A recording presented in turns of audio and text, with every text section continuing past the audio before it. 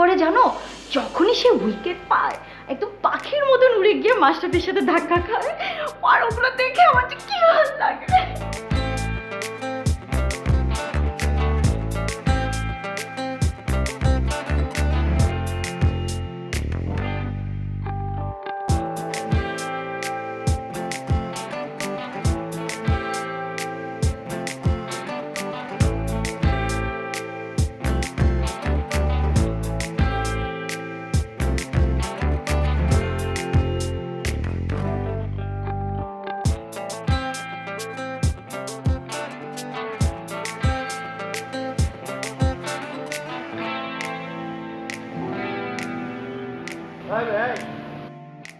এই যে আপনি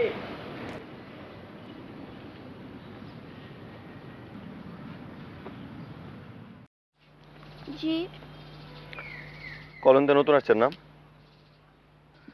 পুরা কলোনির একটা ট্র্যাডিশন আছে, আমার দাদা মানছে, আমার বাপ মানছে, আমি মানতেছি, আমরা পুরা ভাই ব্রাদাররা মানি। আপনি কোন জায়গা থেকে এসে আমাদের ট্র্যাডিশনটা নষ্ট করতেছেন? কি ট্রেডিশন?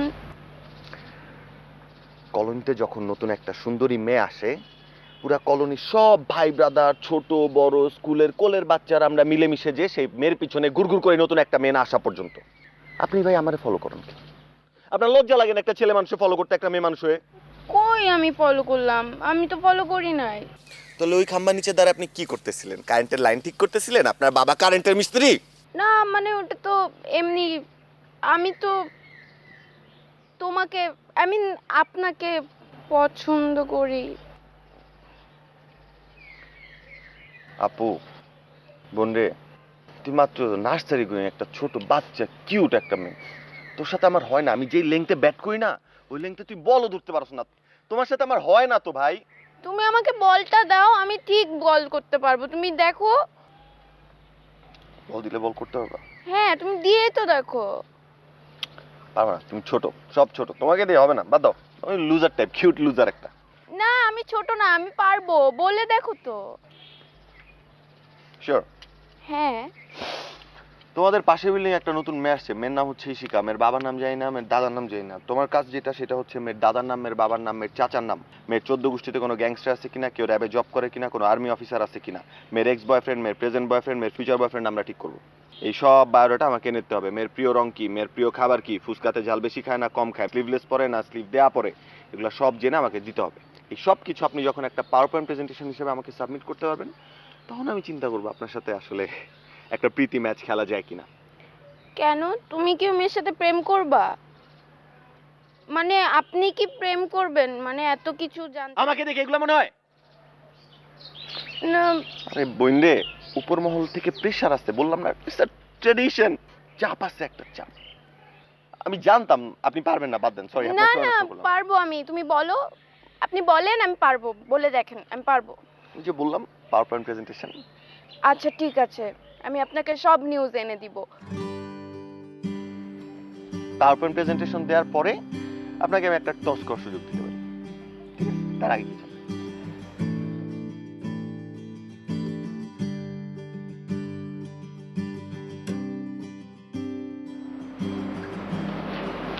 বসো।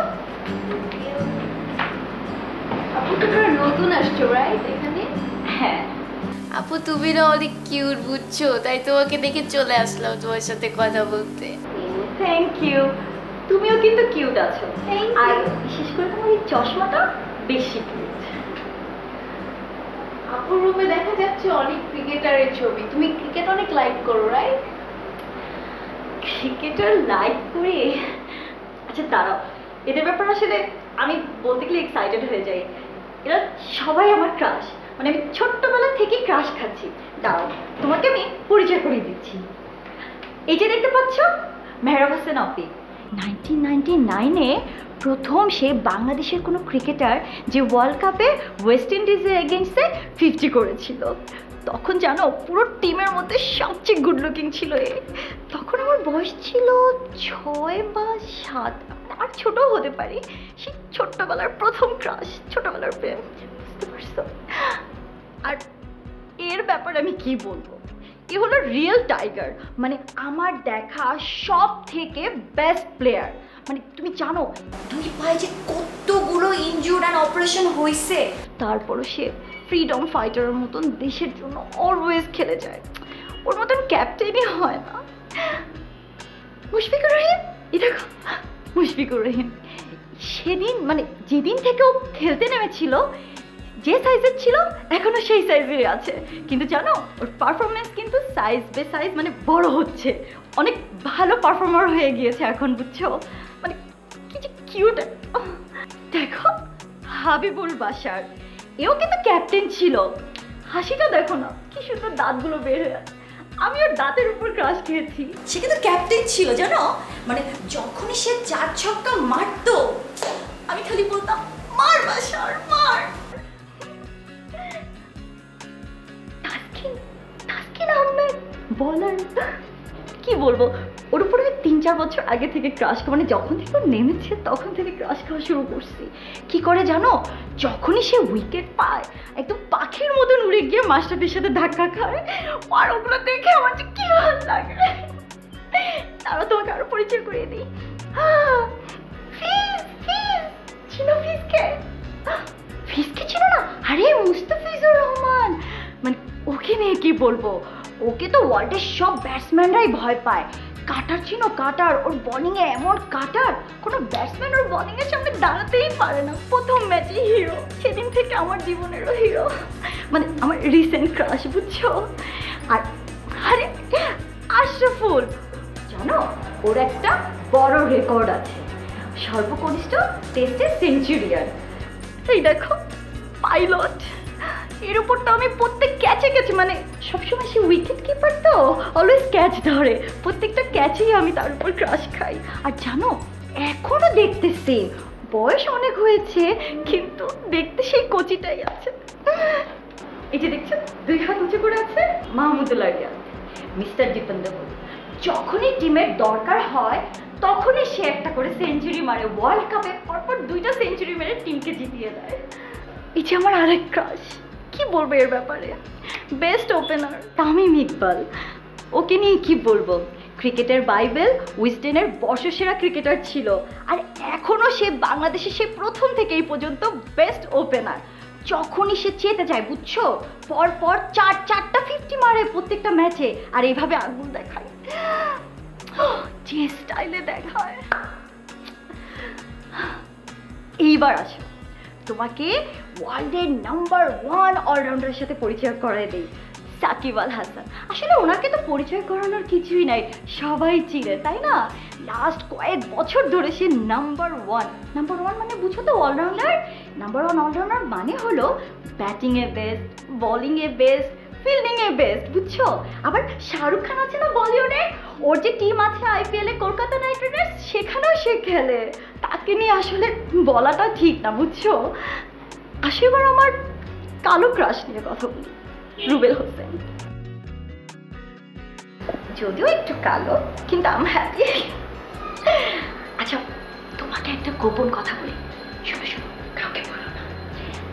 আমার না এতগুলো ক্রাশ হওয়ার কারণে ক্রিকেটার ছাড়া আমার চলেই না। আমি যদি কোনোদিন বিয়ে করি তাহলে কোনো একটা ক্রিকেটারকে বিয়ে করবো, বা প্রেমও যদি করতে চাই ক্রিকেটার ছাড়া আমার চলবে। তোমাকে আরো আমি গল্প বলি, হ্যাঁ? এই যে উপরে যাদের ছবি দেখছো, না দাঁড়াও না, এই যে এদের কথাও বলি।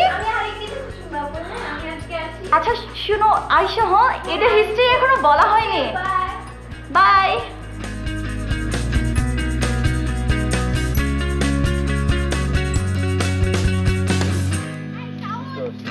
আচ্ছা ঠিক আছে দাদা। শোনো না, জি বলেন। তুমি যে আমাকে যে কাজটা দিছিলা না, আমি তো গেছিলাম এটা বাসায়। ও আচ্ছা, পাওয়ার প্রেজেন্টেশন রেডি হয়ে গেছে, চলেন আমরা দেখি, কই দেখবো? ওইটা তো রেডি করার সিচুয়েশনই পাই নাই, সিচুয়েশন তো এরকম ছিল না। হয়েছে কি, ওই মেয়েটার বাসে যাওয়ার পর না, মানে কি হলো, মেয়েটা তো আমাকে কথা বলার সুযোগই দিল না। আমি যেগুলো কিছু রেডি করব, ও তো রুমে ঢুকে দেখি ওর রুমে প্রত্যেকটা ওয়ালে শুধু ক্রিকেটারদের পোস্টার, বুঝছো? দেখি যে সিলিং এর থেকে মাছটা ভেয়ে করে আসে, মানে ওর ক্রিকেট নিয়ে ওর ওয়ার্ল্ড, ও মানে ক্রিকেটারদের সব নিউজ ও জানে, কে কখন কোথায় কি করতেছে, তাসকিন কতটুকু লম্বা, নাসির দেখতে কেমন, মুস্তাফিজ কি, মানে সব সব ওর মুখস্থ। এন্ড ও আরেকটা কথা বলছে, ও বলছে যে ও যদি কখনো রিলেশন করে তাহলে ও রিলেশনও করবে ক্রিকেটারের সাথে, আর যদি কখনো বিয়ে করে বিয়েও করবে ক্রিকেটারের সাথে, বুঝছো? তারপর তো ব্যাস, ধন্যবাদ, অনেক ইনফরমেশন পেয়েছি আপনার কাছ থেকে। আপনি এক কাজ করেন, ওর রুমে যে ক্রিকেটারগুলো আছে ওদের ছবির পাশে ওকে দাঁড় করায় কয়েকটা ছবি তুলে অ্যাটাচ করে পাওয়ার পয়েন্ট প্রেজেন্টেশনটা পাঠাতে পারেন, খুব ভালো হয়। ঠিক আছে, থ্যাংক ইউ। আচ্ছা, কিন্তু তুমি তো আমার কথা তো কিছু বললাই না আমার সাথে। আপনার কথা আমি কি বলবো, আপনি তো ঠাকুরমার ঝুলি পেতনিদের মতো করে কথা বলতেছেন, আমার গোড়ার টিমটা উদ্ধার করে দিয়েছেন। এক কাজ করেন, আপনি নেট থেকে আরো কিছু ক্রিকেটের ছবি ডাউনলোড করে আপনার রুমে লাগায় রাখেন।